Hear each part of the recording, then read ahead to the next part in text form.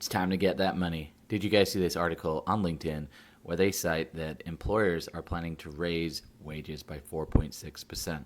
Even with all the layoffs going on, it is still hard to find talent. And with inflation, people are just simply asking for more money. Now, this sounds great, right? They're raising salaries by 4.6%. Sounds great until you figure in inflation is about 7.7%, so we're still losing money. I mean, if you're living in a big city like New York or Chicago, you know how real inflation is. Another pressure that was cited, which I think is interesting, is the new salary transparency law, which has gone in effect in New York. If you're highly qualified and a company really wants you, it is going to be a challenge for them to lowball you because they're posting the range.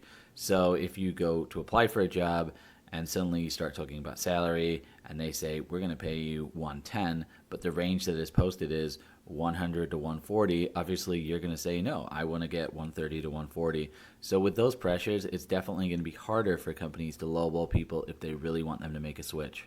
I know with layoffs, there's some people out there saying that it's a supply and demand type thing when it comes to salaries, meaning that now that there's more demand for jobs, suddenly salaries are going to go down. But I just don't see it going that way. At least in my world, a lot of employers are still going after passive candidates or people that are already working. So maybe if you're laid off, you might be willing to accept a little bit less.